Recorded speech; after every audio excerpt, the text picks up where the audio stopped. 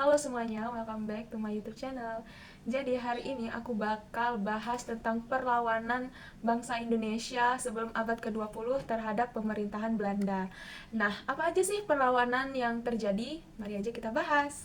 Oke, perlawanan yang pertama itu adalah Perang Padri. Nah, Perang Padri ini adalah perang yang terjadi di tahun 1803 sampai 1838. Nah, Perang Padri adalah perang yang terjadi antara suku Padri atau kaum putih atau golongan agama melawan kaum hitam atau kaum adat atau Belanda. Nah, Perang Padri itu awalnya hanya perang saudara yang terjadi antara kaum Padri dan kaum adat. Nah, bagaimana sih kok bisa jadi perang yang menentang Belanda? Nah, jadi gini guys ceritanya. Nah, Perang Padri itu mempunyai 3 tahap. Tahap pertama di tahun 1803, tahap kedua di tahun 1822, tahap ketiga di tahun 1832. Nah, Perang Padri itu adalah perang yang dilatar belakangi oleh yang mana ingin memurnikan ajaran agama Islam yang terjadi di daerah wilayah Minangkabau, Sumatera Barat. Nah, tahap pertama itu di tahun 1803, yang mana Perang Padri ini melawan kaum adat. Nah, kaum adat di situ terdesak sehingga dia meminta bantuan senjata terhadap Belanda. Nah, ketika dia meminta bantuan senjata dari Belanda inilah yang mana mulai ada campur tangan Belanda gitu. Namun pada akhirnya ketika sudah mendapatkan kan kalau misalnya kerja sama Belanda harus ada imbalan dong. Nah, imbalan inilah yang buat mereka marah dan akhirnya melakukan perlawanan terhadap Belanda. Nah, tahap kedua. Tahap kedua itu di tahun 1822 ya. Jadi tahap kedua ini adalah ketika beberapa tokoh padri yang sudah bersatu dengan kaum adat. Jadi ada yang melibatkan nama seperti Tuanku Nan Receh, Tuanku Kota Tua, Tuanku Tambusi, Tuanku Mensiangan, Tuanku Pasaman, dan Tuanku Imam. Nah, perang Padri yang di tahap kedua ini, mereka tuh ingin memerangi Belanda kan, dan itu tuh bikin Belanda itu terdesak. Kenapa terdesak? Karena senjatanya kurang. Kenapa senjatanya kurang? Karena perang Padri ini itu tuh mereka tuh Belanda itu dapat serangannya dari mana aja, serangan dari Padri iya, dari serangan perlawanan Ponorogo iya. Itulah yang membuat Belanda itu terdesak sehingga dia meminta perlawanan Padri ini untuk dilakukan gencatan senjata. Nah, yang mana mereka akan membuat perjanjian masang. Nah, perjanjian masang ini adalah perjanjian yang terjadi di tahun 1825. Nah, pada akhirnya disetujui nih oleh kaum Padri, yang mana orang Belanda itu bakal menyelesaikan dulu perang Padri, apa itu, perang di perlawanan di Ponorogo. Nanti kalau udah selesai baru tuh memerangi Padri, yang mana perlawanan Padri nanti kan untuk memerangi Belanda nanti berada di bawah pimpinan Letkol Elut di tahun 1831 dan berlanjut dengan pasukan yang berada di bawah pimpinan Mayor Michels gitu. Tahap ketiga di tahun 1832. Di tahap ini rakyat Minangkabau sudah bersatu untuk memerangi Belanda. Nah, namanya itu Perang Rakyat Semesta Minangkabau ya, Sumatera Barat. Nah, di tanggal 16 Agustus tahun 1837, Tuanku Imam itu yang mana daerah Bonjol itu udah didudukin sama Belanda. Akhirnya Tuanku Imam itu dia tuh pergi kemana? Ke daerah Marapak. Nah, di Marapak dia malah ditangkap guys sama orang Belanda sehingga dia tuh dibawa ke Cirebon, Cianjur Jawa Barat gitu. Udah dibawa, habis itu dia diungsikan ya, dibawa dia ke daerah Ambon. Dari Ambon di tahun 1838 ya, terus abis itu dia dibawalah ke daerah Manado dan dia menghabiskan sisa hidupnya di Manado sampai usianya itu 92 tahun. Tuanku Imam meninggal di usia 92 tahun, tepatnya tanggal 6 November tahun 1964. Nah, itu perang Padri. Langsung aja kita langsung ke pembahasan perlawanan yang ada di Maluku. Nah, perlawanan Maluku adalah ketika Maluku itu kembali dijajah sama Belanda. Belanda tuh datang lagi guys ke Maluku. Itu sistem-sistem Belanda itu diberlakukan lagi. Contoh kayak misalnya monopoli, pemberlakuan sistem uang kertas, dan juga pemberlakuan rodi. Nah, itulah yang bikin rakyat itu muak gitu loh sama Belanda. Ya sehingga ditambah lagi mereka kan disuruh kerja rodi nih. Nah, tapi Belanda itu nggak perhatian sama perawatan gereja Protestan dan sekolah-sekolah Protestan. perawatannya itu nggak dirawat sama Belanda. Itulah yang bikin amarah rakyat Maluku itu pecah gitu dan pengen memerangi Belanda. Nah, siapa yang mimpinnya? Itu adalah Thomas Matulesi, gelarnya Kapiten Patimura, melakukan perlawanan di tanggal 15 Mei tahun 1817. Nah, perlawanan tersebut didukung ya, dia didukung oleh Anthony Ribock. Mereka akhirnya menyerang dulu Banteng Dorstad. Habis itu dia menduduki Banteng Dorstad. Nah, perlawanan itu bukan hanya dukungan dari Anthony Ribock, tapi dukungan juga dari Justina Marta Tiahahu. Habis itu ada Philip Latumahina, lalu ada Kapiten Set Perintah gitu.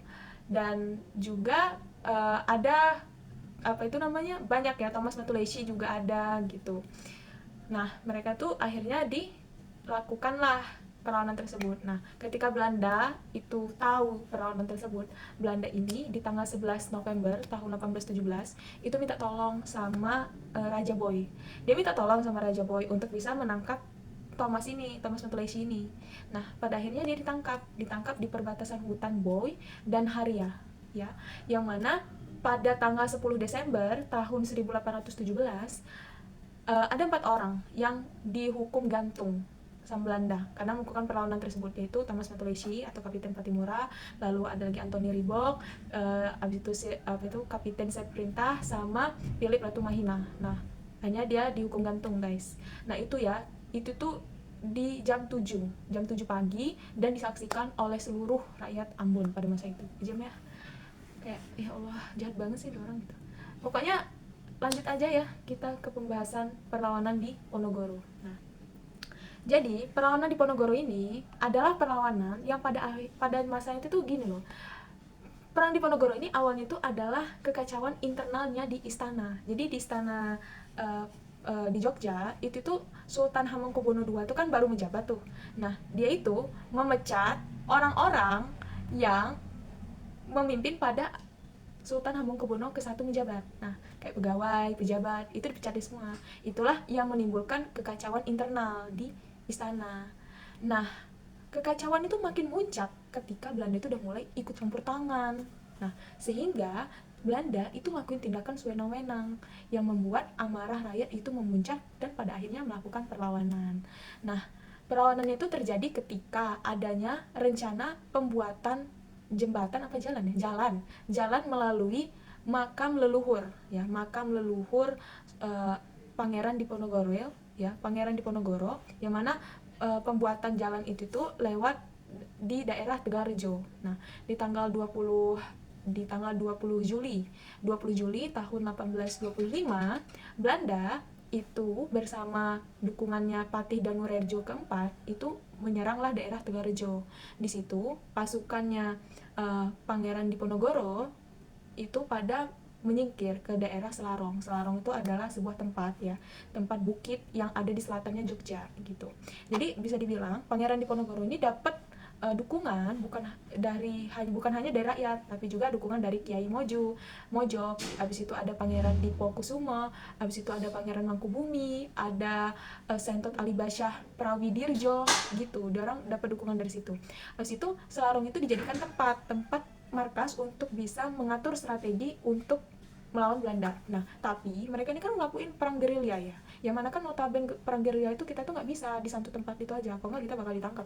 Sehingga Selarong itu kalau bisa dipindah-pindah di tempatnya, dari Selarong ke Pleret, dari Pleret ke Deksel, dari Deksel ke daerah Pengasih gitu. Itulah yang membuat Belanda itu susah buat memecah perlawanan tersebut. Ya, bahkan Belanda itu ya udah nyertain benteng, sistem benteng Setzel, dan itu tuh keluarin banyak biaya, dan itu tuh nggak bisa untuk bisa menghancurkan perlawanan Pangeran Ponorogo, itu susah guys. Sehingga pada akhirnya Jenderal Dikok itu bikin strategi. Nah, dia tuh bikin tipu muslihat ya. Yang mana dia itu bikin siasat untuk melakukan perundingan gitu. Jadi diomongin secara baik-baik lah dengan Pangeran Diponegoro gitu.